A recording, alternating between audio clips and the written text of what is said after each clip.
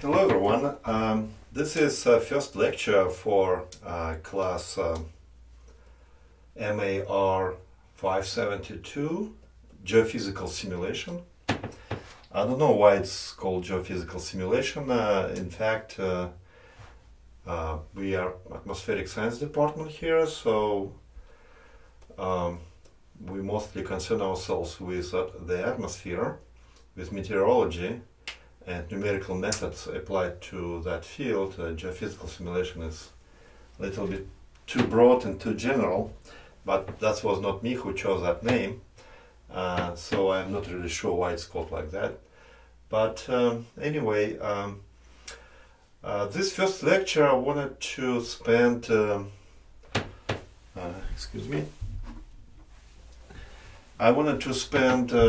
talking about nonlinear equations and maybe some nonlinear regression, which is useful for analysis of multivariate data. Nonlinear equations in particularly is very important to know how to code solvers to nonlinear equations, because they're basically everywhere in any science. You very rarely have equations, and I'm not talking about differential equations here yet, just normal equations, no derivatives in them. But there are many, in many fields there are these kind of equations that not easy to solve. There are no direct method or analytical method of solving most of equations that we have in science, and especially also that's true for atmospheric science and meteorology. So I will give you one example of a problem that gives rise to a nonlinear equation, so that you had some example.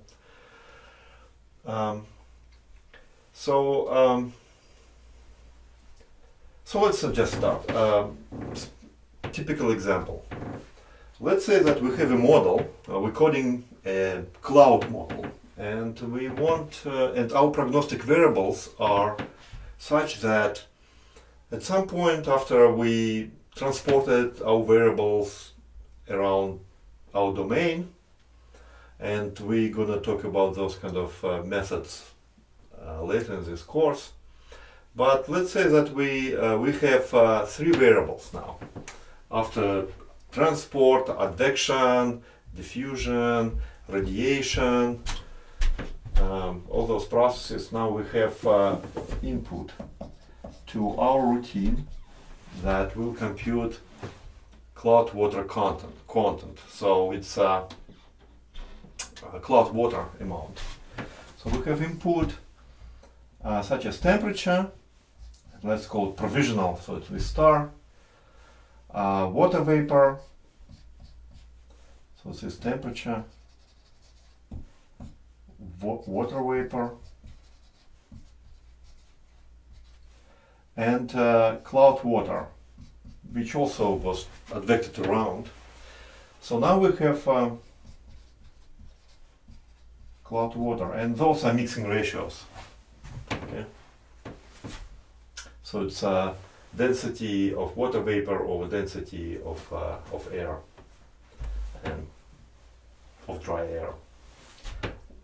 In most of situations, it doesn't really matter if it's moist air or dry air. Mixing ratio is about the same as humidity, specific humidity. So we have these three provisional variables. Now, because of this advection, radiation, radiative cooling and other things, of course we don't expect that our water vapor in cloud, if we have cloud, equals to saturation in that cloud. It can be supersaturated, in fact, or undersaturated. If it's supersaturated, then some condensation should take place, and this variable will decrease, this variable will increase, and opposite is true. If it's under saturation, it's going to be evaporation.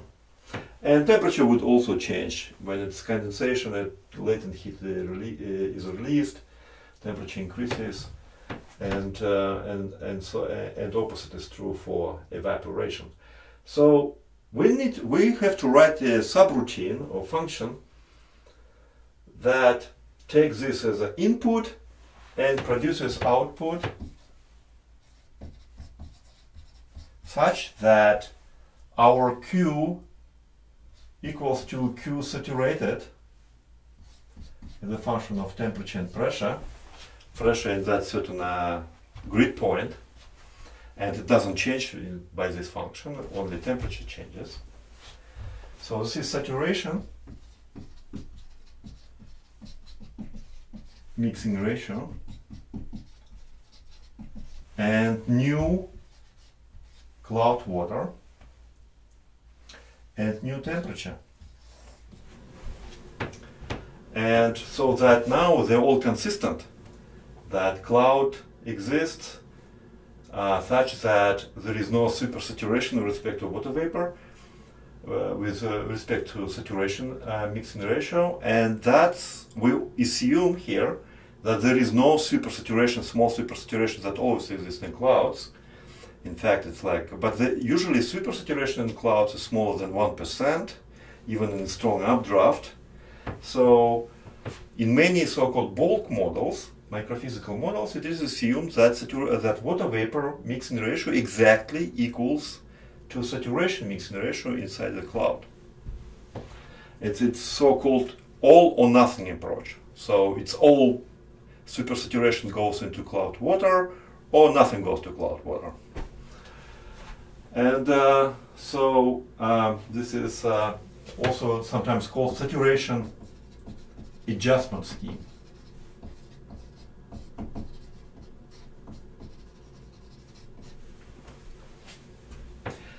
So how to solve this problem? First of all, let's write some conservation laws. First is a conservation of mass or water.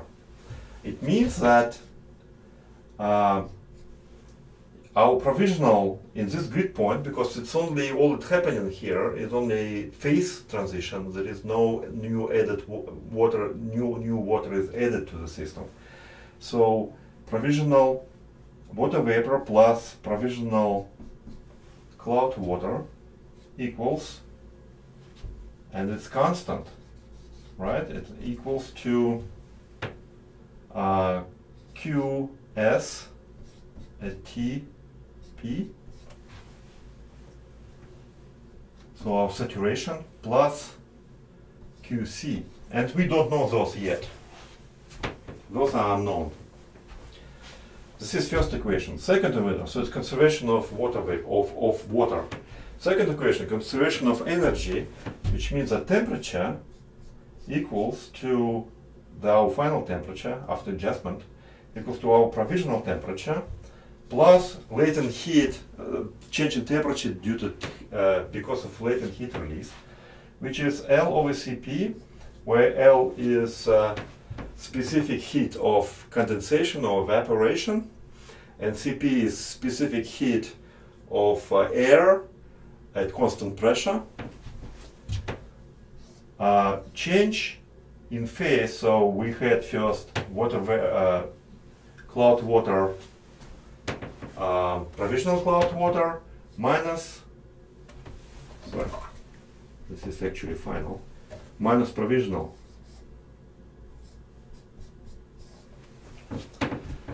So this is cloud water at the end after adjustment, and this was cloud water before the adjustment.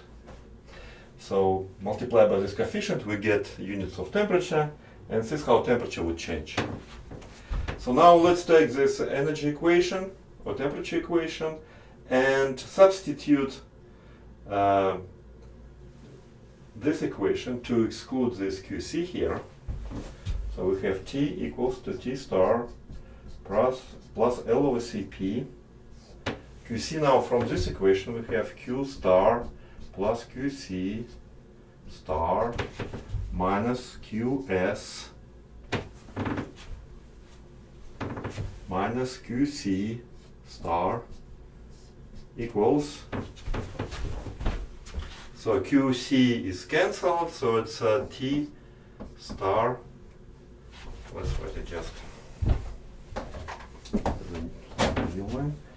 T equals to T star plus L over CP Q star minus QS, which is a function of T and P. And this is the equation that we need to solve. And why it's difficult? Because here, well, here is temperature, and here is a nonlinear function of temperature, which can be like exponential function, or it can be even more like in models. Usually this function is coded as a separate function that you feed, like, or even a lookup table, not even analytical or any kind of function, or just lookup table that has this that spits out this saturation vapor mixing ratio when you supply temperature and pressure. So this one is definitely nonlinear. So, but it depends on temperature. So we need to now to find temperature given this equation. And so this is your example of a problem which is very applied problem that very often arises in cloud models. So how to find, and from that, if you know temperature, from temperature you compute saturation, DAC, and from saturation you compute your QC, new cloud water content, as Q star plus QC star minus QS. So you know water content, you know, and your QV, new Q equals just QS. And you're done. So you know new temperature, adjusted cloud water, and adjusted water vapor in cloud. And you do it for each grid point in your model. So it should be some very fast procedure to solve this equation, because you do it potentially in many grid points. So let's consider there are many iterative. So definitely you cannot solve it directly, analytically, but you can solve it using iterations. So what's iterations? Iterative process. So you're basically looping, starting from some initial guess, and then gradually improving your guess with each iteration until you reach some point when solution does not improve anymore, or barely improves according to your criteria, and then you stop, and this is your solution. Because you cannot exactly to infinite accuracy solve this equation, so you need to stop when solution is accurate enough.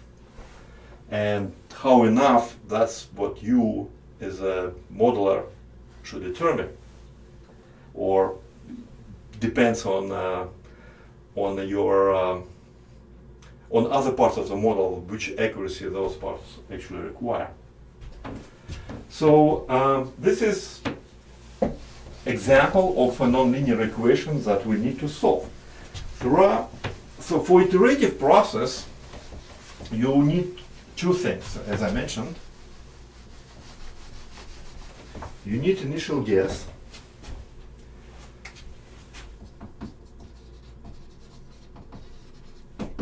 So you need initial guess.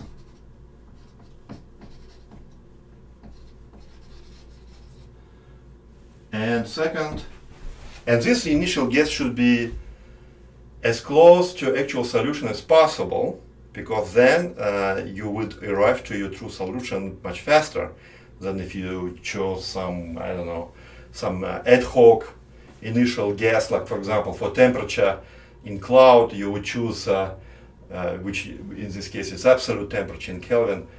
So you would choose temperature of 0 degrees Kelvin. That would be silly, because that would require really long iteration to approach to your actual solution of about, like, I don't know, 200, 300 Kelvin, which in atmosphere. So that's important. As in model, usually you solve this on each time step, so it would be good idea to choose your values of the, say, temperature, water vapor from the previous time step, or in our case, in the case of this problem that I just described you, it's just your initial guess is just your provisional input, like T star, for example. And second, you need to iterate. So like if you variable x, this is your initial guess x naught. So you iterate for new equal from 1, 2, 3. You iterate until you reach some accuracy that is sufficient, and you can define this accuracy in a couple ways. First way is just an ordinary metric, which is like x nu plus 1, say, or x nu minus x nu minus 1, smaller than some epsilon, some error. For example, if it's temperature, so basically it's difference, absolute difference in solution between current iteration and previous iteration is smaller than some small number, then you stop. So it basically means that your solution does not really improve anymore, because presumably this difference is reduced with your iterations, not actually increased. If it increased, it's diverging iterative procedure, and you're then in big trouble. It's probably your model is gonna explode or something. So you need to be, usually you design iterative procedure that virtually guarantees that your iterations actually, this metric is actually improved with time, not with each iteration, not actually made worse. That's first method. Second method is just absolute value of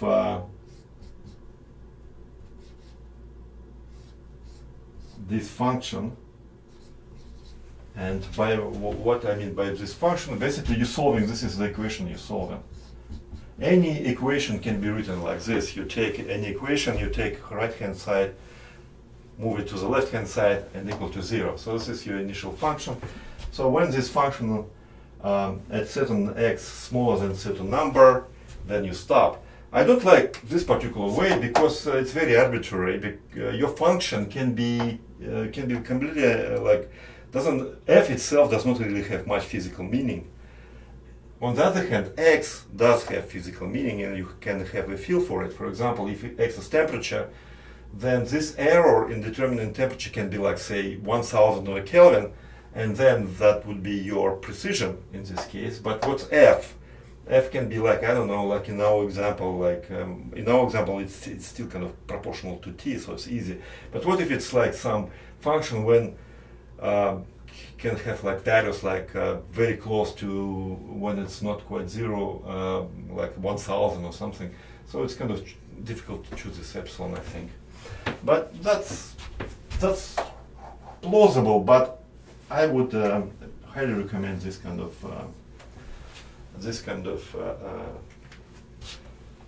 condition for finishing iterative procedure. So now, what iteration procedures we can use? Well, usually like in my ordinary class, to kill some time, I go through so this classical algorithm that is called bisection algorithm. So bisection. But nobody probably using it anymore. So it has more like kind of historical folk kind of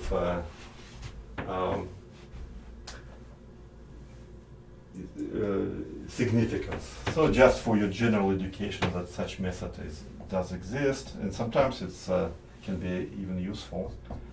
So you have, just to illustrate this method, bisection method, how it works. So you have your function.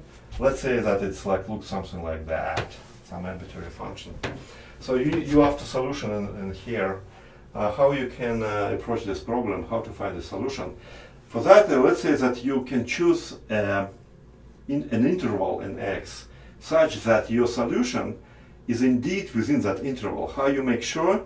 Well, if there is only one solution, if you found your interval such that there is a and b, such that function in f, value of function in a is negative, and function here f of b is positive, then so if they different sign, it means that function, because it changes sign somewhere within the interval, it means that it becomes zero somewhere inside this interval. The problem is, like, you can choose, what if function like has two roots, two solutions that satisfy this equation within this interval? Then you would be like in trouble, and this method wouldn't work. But you need to make sure that a and b's are indeed contain such an interval, define such an interval that the solution indeed there is only one solution. So that's difficulty that actually this method presents. You need to actually two guesses instead of one. All right, so hold on.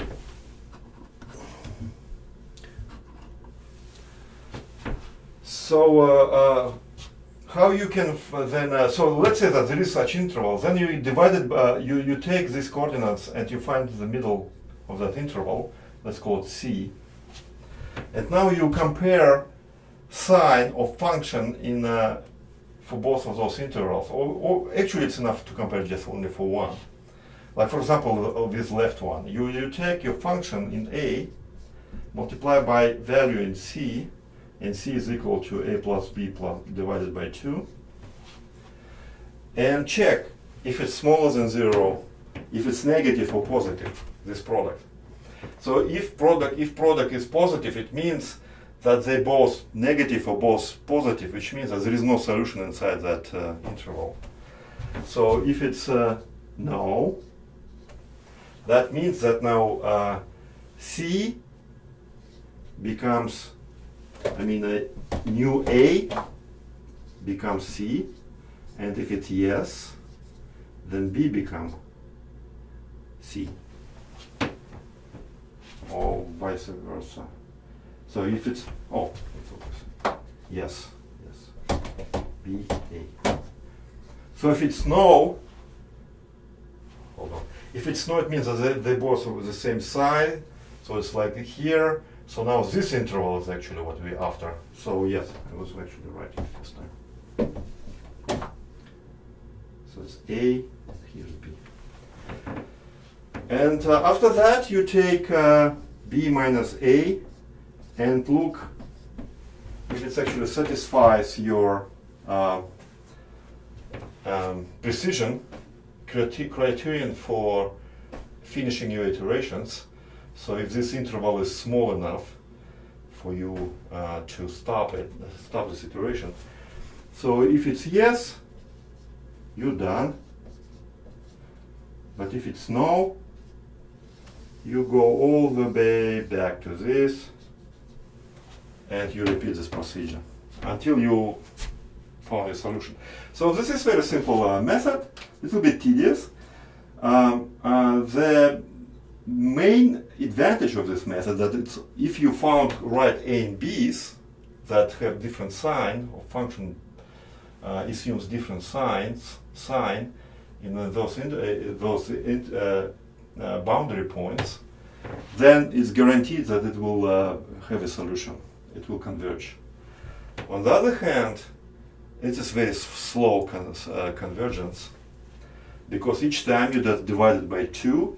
So if you take B minus A initial, kind of your initial interval, and you divide by 2n, in order to, in the worst case scenario, when it just basically very only you not accidentally chose right in the middle of that interval. So in the worst case scenario, this one will approach epsilon in this for certain n, And you see it improves only as a factor of 2. So that, for example, if your initial interval was 1 Kelvin for temperature and your precision, required precision, is 1,000th of a Kelvin, so you need 1,000 times smaller intervals in the initial one, which means that n is about 10. So you would need 10 iterations to achieve that precision in the worst case scenario. But so it's slow convergence. And you may think that maybe it's not a big deal, it's only 10 iterations, but we're talking about model here. So we have maybe potentially millions and millions, and sometimes if it's global model, global cloud resolving model, for example, it can be billions of grid points where you should iterate like that. And so it may become very expensive to find a solution. And as a result, this method is very seldomly used in computer models.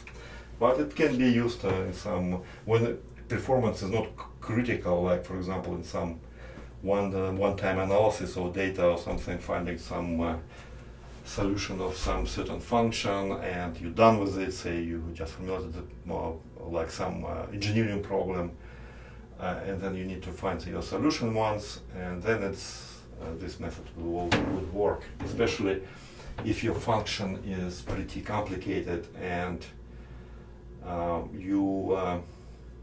it's or maybe even that it doesn't really have good derivatives, like it's not a really smooth function. So this method would work anyway, but not generally. I wouldn't recommend it. I just gave it to you as a legacy because so you use as a risk method like that. Much more common method that almost universally used for problems like that is based on the so-called Newton or Newton-Raphson method. I don't know why. Usually everybody calls it just Newton method, so I will call it Newton method. Newton's method. And it's the easiest to derive it is just to use a Taylor series. And we will use Taylor series expansion of functions so often in this course that I would like to first maybe refresh your memory what it is, because it's so important in numerical methods. So basically Taylor series tells that if function is infinitely differentiable, which is kind of big if, and it's continuous, and so it's nice smooth function, then the function in a point x in the vicinity of point x naught, so there is some x naught, and we find relatively close to that point, not like very far away when function kind of completely becomes, this value becomes completely irrelevant. So it's very close to that point. We can write that function in x equals to function in x naught plus first derivative point in x naught times x minus x naught plus second derivative in point x naught times x minus x naught divided by 2 factorial, and this one is squared, of course, plus third derivative at x naught x minus x naught cube divided by 3 factorial, and plus and so on. You got the pattern. So this is Taylor series expansion of any function in the vicinity of an argument. Some so you can, but it should be close enough. So it's not like it's not still it's not limit in a limit close enough, but close enough, and it is of course very subjective. So some it depends on function. If function is changing very much with x, then it should be really close to x naught. If it's like very smooth and kind of function, then it can be x minus x naught can be quite large still. So now why we use this? Because we can represent in the vicinity of any function, we can end our expansion by some term and say, because if this one is small, x minus x naught, then square is even smaller and cube is even smaller. So with each progressive, and also it's divided by bigger and bigger number. So with each progressive, with each term, these terms becomes kind of smaller and smaller and smaller, and at some point they can be ignored. So that's the whole point of this Taylor series. If x, we assume that x is so close to x naught that we can assume we can ignore all the terms after the second, including second derivatives and all other derivatives. Then we can write that. So returning to our problem, when we use this capital F, our capital F of x equals to capital F at, so this is iteration nu plus 1, f at iteration x nu. So this is in the vicinity of our solution in previous iteration, and so now we looking for a function. So we assume that these two iterations are kind of close to each other. Plus derivative of x at nu times x nu plus 1 minus x nu. And this is approximate because we threw away all other terms. And we use this fact here that this is what we want. So this, we make it equal to 0, from which we find our procedure that our solution at iteration nu plus 1 equals to solution previous iteration minus f of x and nu divided by derivative s and nu. So this is Newton's method. Very simple. So geometric interpretation of that basically is the following. So this is your f of x, this is x, this is your function. So we're looking for this solution here. So basically this is our x nu.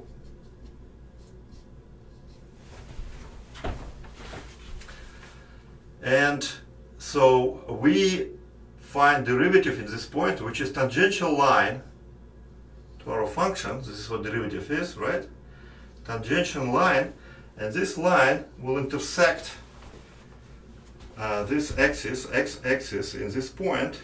So this is our solution. So this one becomes our new x nu plus 1. And actually, if you consider this triangle with this angle alpha and tangent of alpha, from calculus you know that it's equal to derivative of x at that point. And then if you take this right triangle and this distance to this distance equals to tangent to this function, then you will get this. So basically what it does, it provides here, and then you make another tangential line. It gets closer to your solution until it's, and if it overshoots here, for example, you see now it tends to return back. And so you see this this method converges very quickly because it's using this additional information about how fast this function is actually changing using this derivative to approach your solution intersection with this axis very quickly.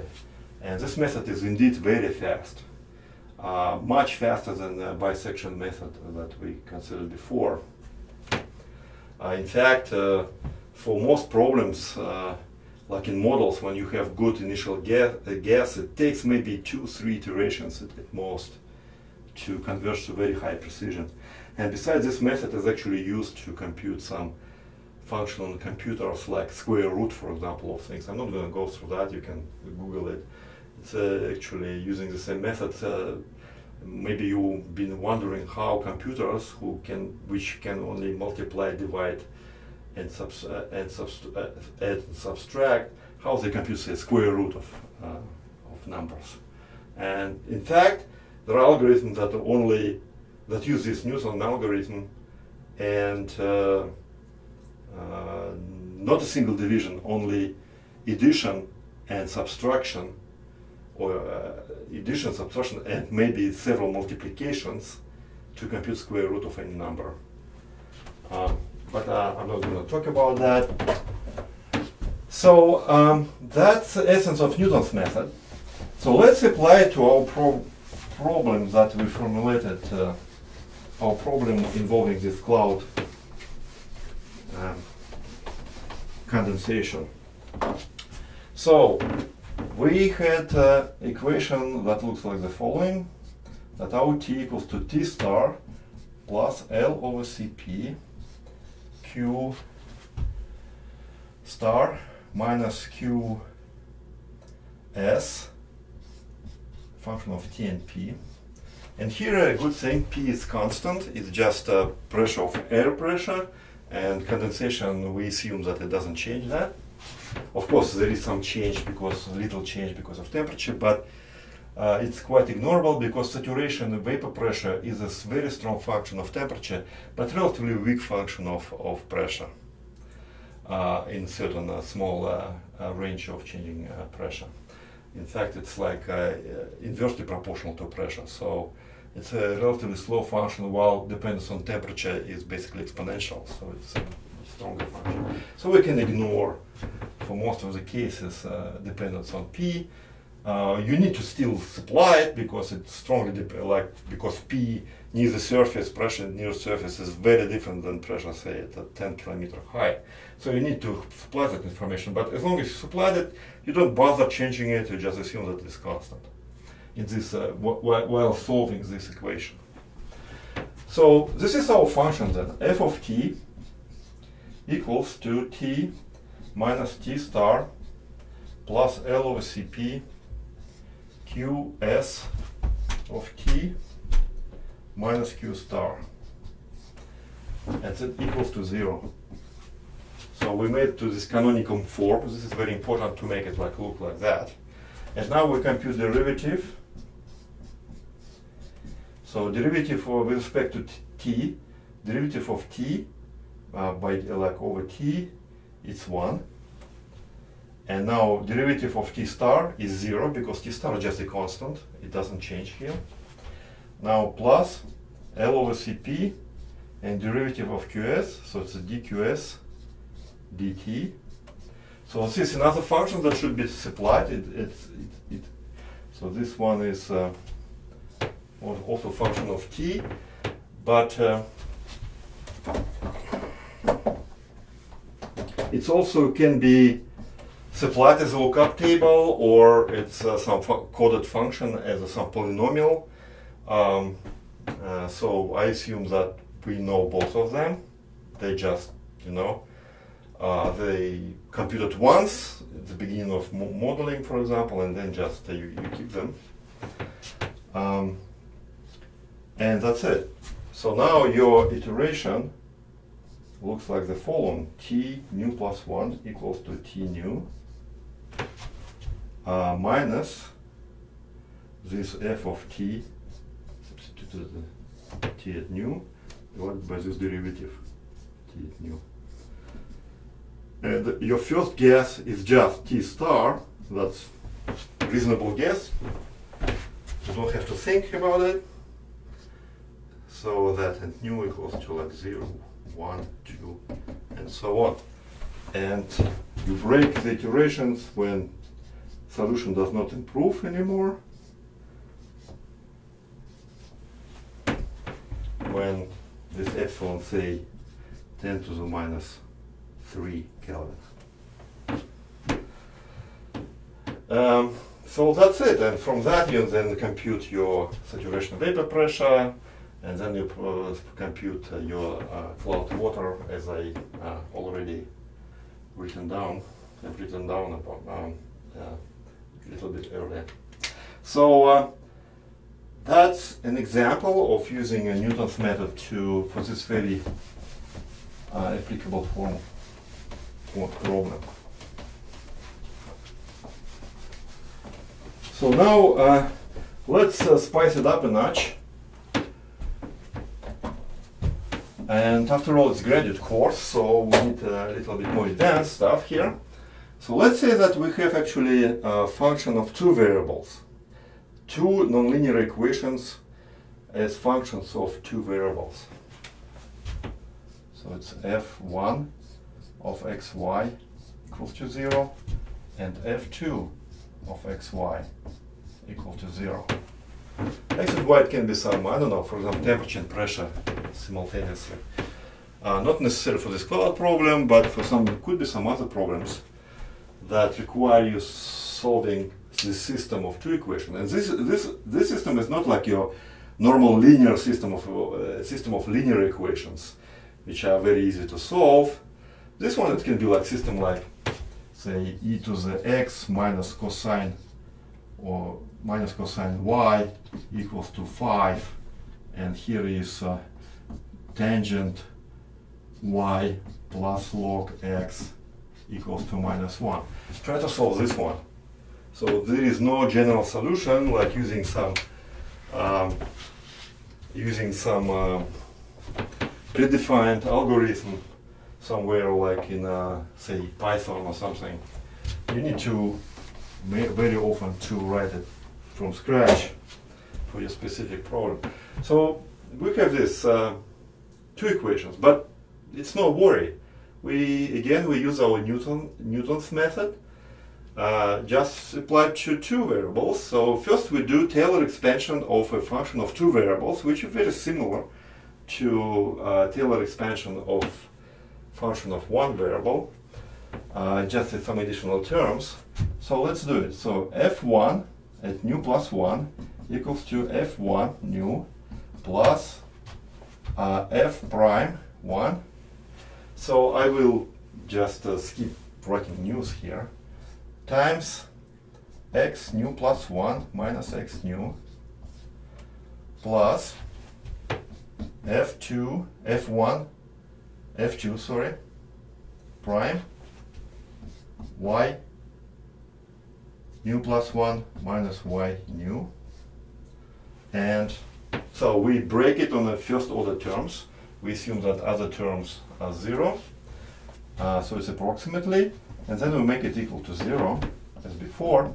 And now we write the same thing for our second function. It's f2 nu plus f. Sorry. No, well, yeah. I cannot just use those, unfortunately. Let's write it like that. df1 dx df1 dy. That's better.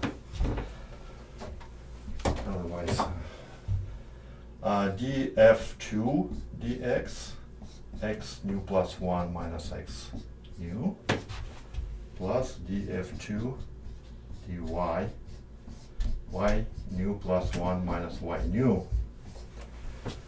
So now, so we make it equal to 0. So now let's use a matrix form for writing this. Now you see that our equations become kind of linear. We linearize them. So those two are very nonlinear, but we bet that our initial guess is so close to the solution that we can linearize our functions so that we can now actually problem becomes manageable because we know how to solve system of linear equations, right? So so we can write this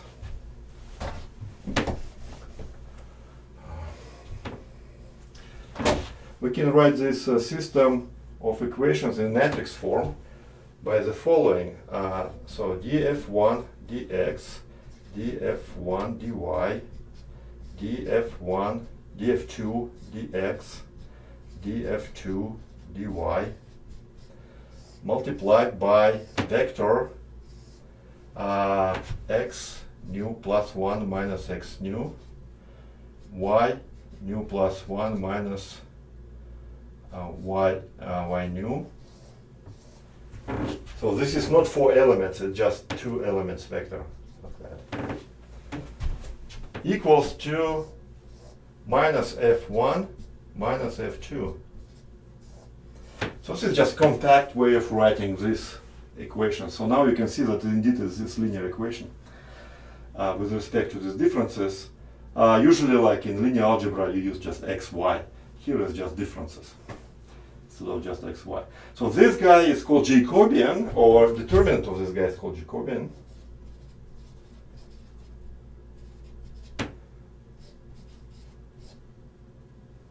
So it's a determinant of J. So this one is J, Jacobian J. So now we can write our solution.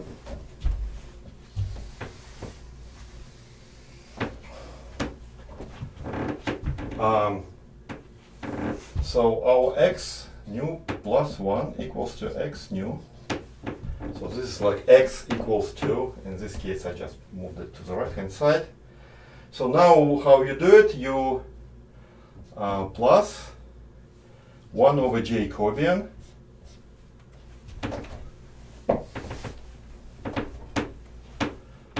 and here you have a matrix, the same matrix, but where first you replace first column with the right hand side.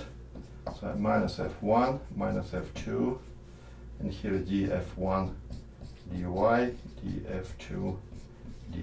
This is just how you this is just linear algebra stuff. I hope you still remember those things, although why would you? But now I'm kind of trying to remind you. So x nu plus 1 over j. So what's j, by the way? J is just determinant of this matrix, so it's a df1 dx, this diagonal minus product of these elements, right? df2 dy minus df1 dy df2 dx. Yeah. So this is the guy. And here you just find determinant of the thing. So it shouldn't be then written like determinant, usually written as just 2 lines, not double lines. Double lines is just matrix. 2 lines is determinant. Just the common convention. So you have a minus here. This minus here. Minus, and here you have f1 df2 dy minus f2 df1 dy,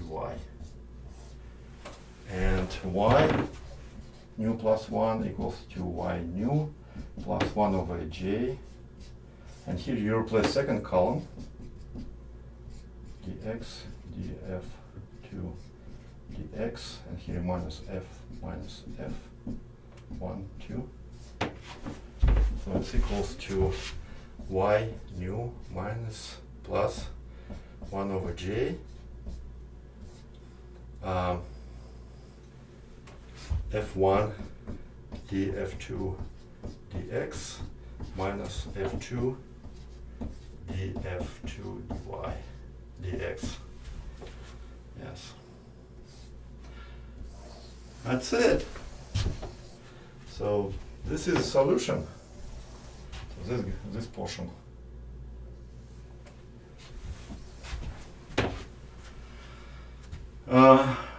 Little bit more tedious, but principally from computer program point of view, it's very simple. You basically take your initial guess, which can be like from your previous time step.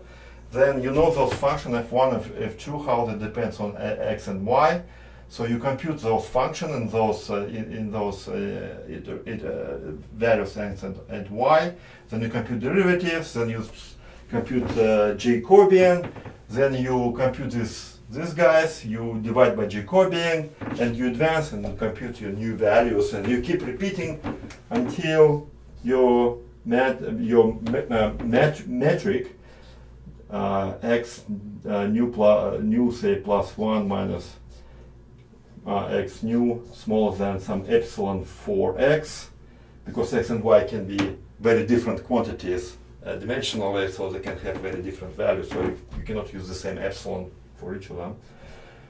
So new plus 1 minus y new less than epsilon y. So when those both conditions are true, you leave, you make you found your solution. Okay, so that was useful. In my career, I had probably twice situation when I actually use those while coding some model, some version of my numerous models. Another topic, which is regression or nonlinear regression. So typically what we used to deal with is linear regression, right? So any package like analysis package has this kind of linear regression or so-called best fit line. So it's usually like you have data, say you have y, you have x, so and you have some data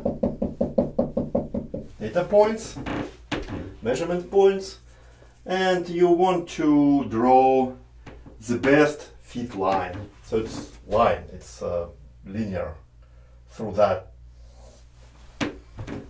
cloud of points. And you all have seen that before. Sometimes it's really kind of funny looking relationships can be obtained like that. But sometimes like you see that your data can be can look something like that. So some nonlinear relationship is definitely, and so if you draw a line through that, and I've seen that before, people have done that before, I kind of feel that that's not right. Maybe you should try some other function. And of course sometimes it's difficult to come up with functional or analytical form of function, because you need to choose, instead of line, equation of line, you need to choose some other equation. So how would you approach kind of this problem if you guessed some functional form and now you need to find parameters of that function that would fit this data the best? So what I mean fit the best? Usually people use so-called so you need to choose metric for this kind of best fit, and usually people use least square method, so that the distance to your line from each of the data points, sum of those distances squared should produce some kind of minimum, should be minimal, and that basically how you find this regression fit, best fit for to your data.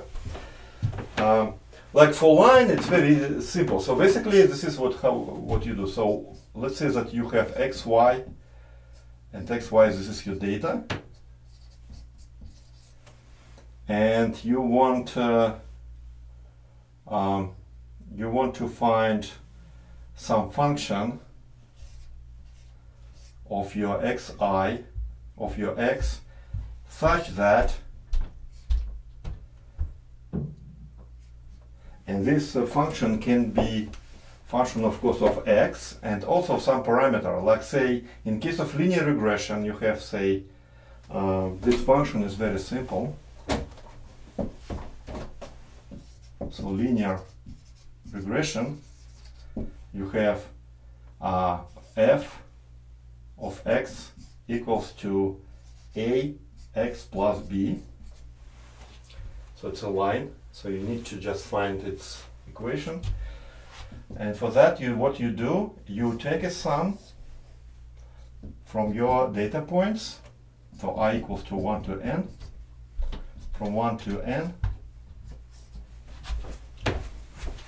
of f at xi minus yi, and that's squared, and that sum, and it should be minimum. So this is kind of big function f of, in this case, a and b are unknown.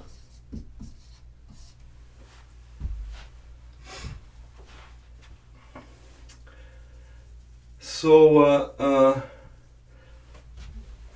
so how you find the best fit?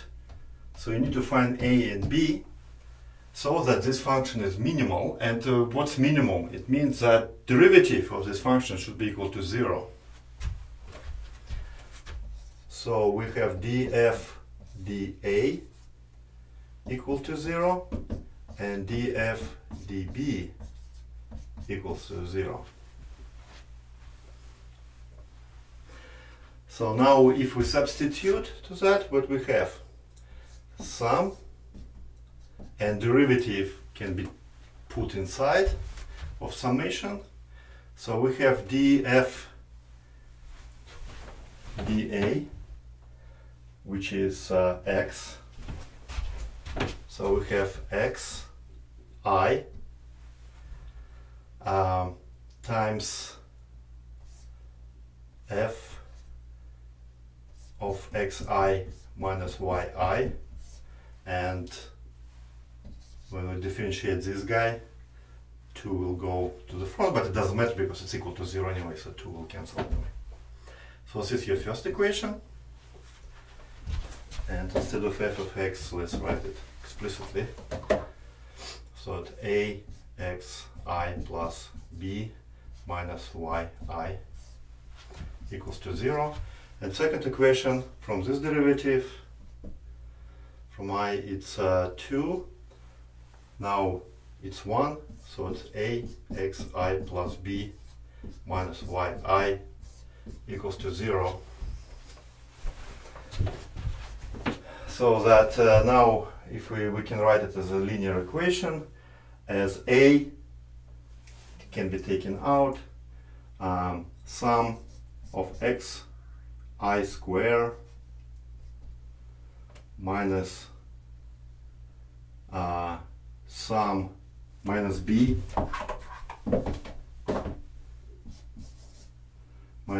times sum of x I equals to xi yi sum. And second equation is a sum of I xi plus sum of ones, so b times, so this is n, equals to sum of yi. So you have two linear equations with respect to a and b, choose two unknowns, and you solve it, and this is how you get, from that you get a and b that provide optimal, minimize this function, and it would be the best fit. So this is linear regression. This is what your algorithm, when you call this linear regression in your Python program or something, this is what it does. Just maybe nice education if you didn't know that, how it's actually done inside that program. So it's a very simple method. Now this is linear, but what if we don't have such nice linear relationship? For example, like when I was doing my PhD research, I derived this formula for so-called autoconversion of cloud water to drizzle in a stratocumulus clouds by using a very elaborate, very complicated and comprehensive beam microphysics model. So where I predict actual spectra of cloud droplets sizes, evolution of those spectra, using many kind of beams, very many variables, very expensive model. And I could then compute autoconversion kind of directly by supplying some kind of imaginary threshold boundary between smaller droplets and bigger droplets, and then see how mass actually go in by when they collide with each other, how mass is transported from one portion to another, and call it autoconversion. And then compute cloud water and concentration of droplets, and from that I kind of derived a formula for autoconversion to use in so-called models that don't have this spectra, use only total mass and concentration of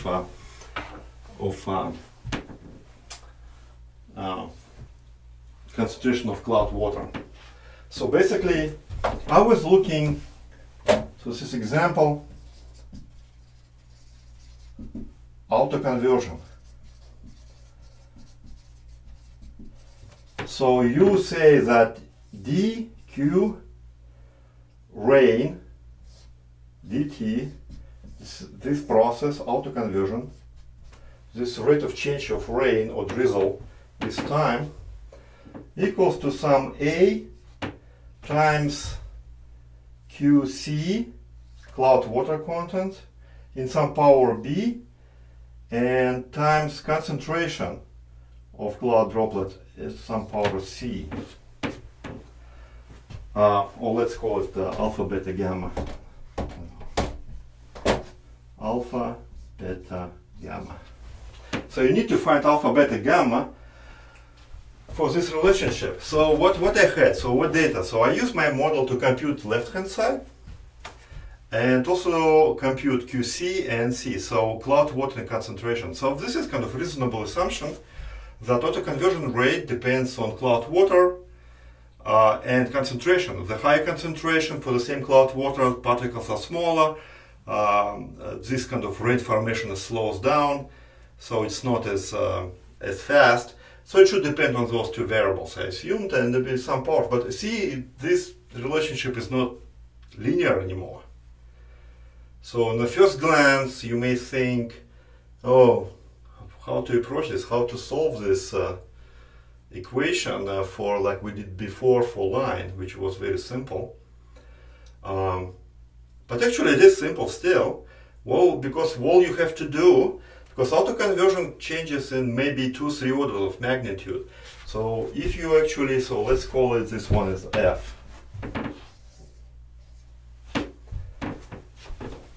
We can actually take a log of both sides. We have log F and use this nice property that log makes kind of linear relationship from exponential relationships of from power laws. So it's a so it's log alpha plus beta log QC plus gamma log NC. So now you have all this data, I, and you have three unknowns. Log, so these are your new variables. I call them like alpha, like that. This guy, yeah. So this, well, okay, this is still kind of like alpha. So we call it, I don't know, equals to delta or sigma. Well, sigma is kind of reserved already for many things. I don't know, call it alpha, like that. And here's beta and gamma. So now it's again, it's linear regression. It's a line, but in terms of not when you use logs of those variables, it becomes 1. So you see, and then you use the same method that we used before, just we now add, use alpha, beta, and gamma equal to 0, and basically then you have, instead of two equations, linear equations, you have system of three linear equations.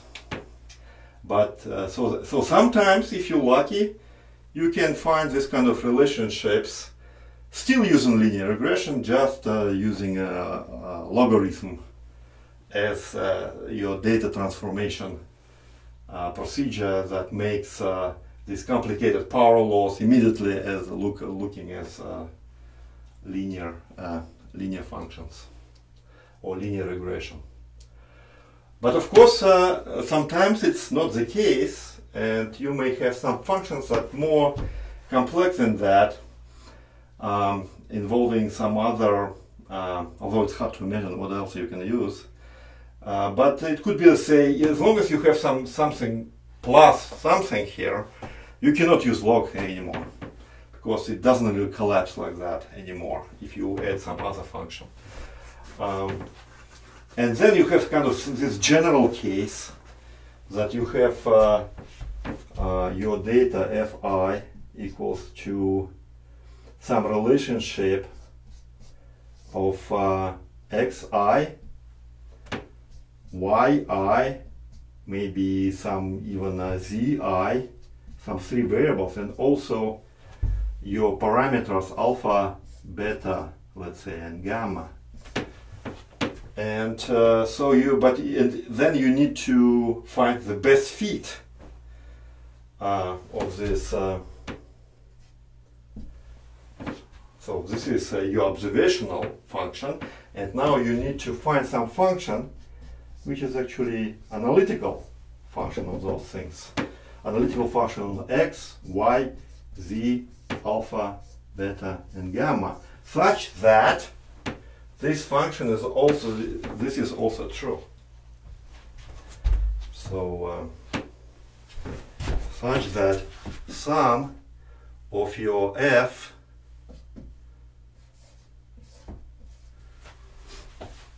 minus this fi, because this is analytical f, let's call it, this one is observational f squared, equals to minimum.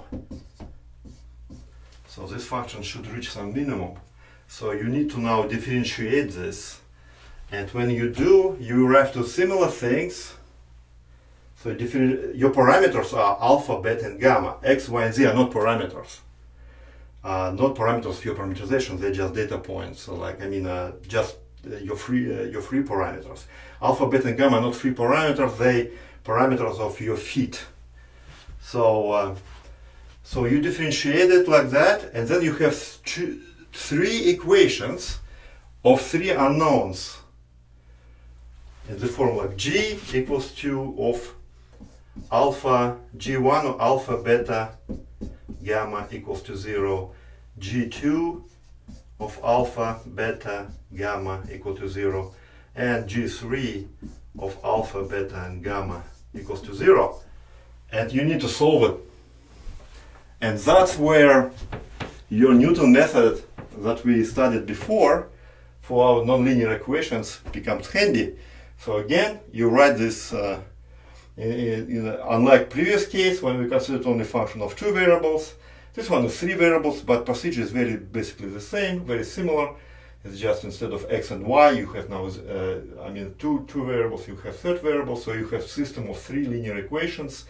Jacobian, it's a 3 by 3 matrix, so it's much messier, but in principle it's solvable. And if you manage to have only two parameters, even better, the fewer the better, then it's just exactly the problem we considered before. So you see that nonlinear regression is very related to solution of nonlinear equations. They're basically the same problem, very similar problems. So as long as you know how to do this, you can do this. And the main the main difficulty is to find this functional analytical form of your best fit function.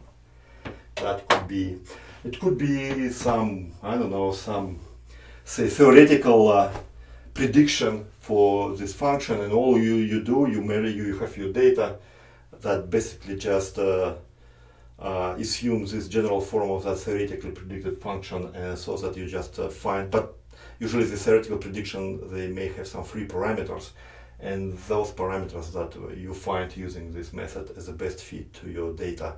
And this data can come from model, for example, or from observations. So this function could be parameterization that you derived using your model, so that other models, less sophisticated models, or say that models, they cannot afford the same degree of detail. They may be bigger domain or something like that, like global models, and you develop this parameterization using kind of small scale large simulation model and so on.